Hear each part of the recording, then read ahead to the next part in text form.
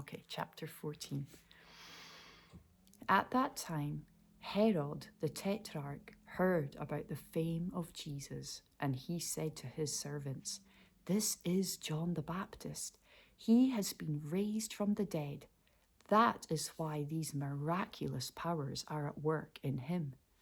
For Herod had seized John and bound him and put him in prison for the sake of Herodias, his brother Philip's wife, because John had been saying to him, "It is not lawful for you to have her." And though he wanted to put him to death, he feared the people because they held him to be a prophet. But when Herod's birthday came, the daughter of Herodias danced before the company and pleased Herod, so that he promised with an oath to give her whatever she might ask. Prompted by her mother, she said, "Give me the head of John the Baptist, here on a platter." And the king was sorry, but because of his oaths and his guests, he commanded it to be given. He sent and had John beheaded in the prison, and his head was brought on a platter and given to the girl, and she brought it to her mother. And his disciples came and took the body and buried it, and they went and told Jesus. Now, when Jesus heard this, he withdrew from there in a boat to a desolate place by himself.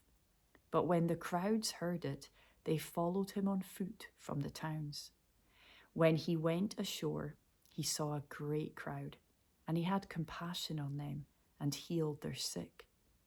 Now, when it was evening, the disciples came to him and said, "This is a desolate place, and the day is now over.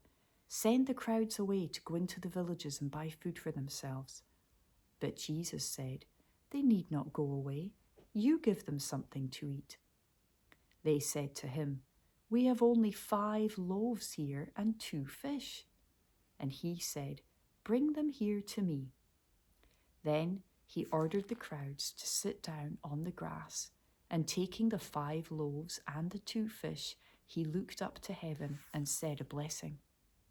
Then he broke the loaves and gave them to the disciples, and the disciples gave them to the crowds.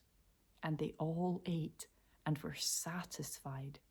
And they took up 12 baskets full of the broken pieces left over. And those who ate were about 5,000 men, besides women and children. Immediately, he made the disciples get into the boat and go before him to the other side, while he dismissed the crowds. And after he had dismissed the crowds, he went up on the mountain by himself to pray. When evening came, he was there alone. But the boat by this time was a long way from the land, beaten by the waves, for the wind was against them. And in the 4th watch of the night, he came to them, walking on the sea. But when the disciples saw him walking on the sea, they were terrified and said, "It is a ghost!" And they cried out in fear. But immediately Jesus spoke to them, saying, "Take heart, it is I. Do not be afraid." And Peter answered him, "Lord, if it is you, command me to come to you on the water." He said, "Come." So Peter got out of the boat and walked on the water and came to Jesus. So Jesus commanded him, and Peter responded in faith, and thus he walked on the water. And in obedience he responded. But when he saw the wind, he was afraid, and beginning to sink, he cried out, "Lord, save me." So he saw something, and he let that sight take him into fear. Fear is a lack of faith. With that fear, he started to sink because the faith was no longer strong. And of course, thank goodness, he cried out to Jesus to help him. And so, of course, Jesus immediately reached out his hand and took hold of him, saying to him, "O you of little faith, why did you doubt?"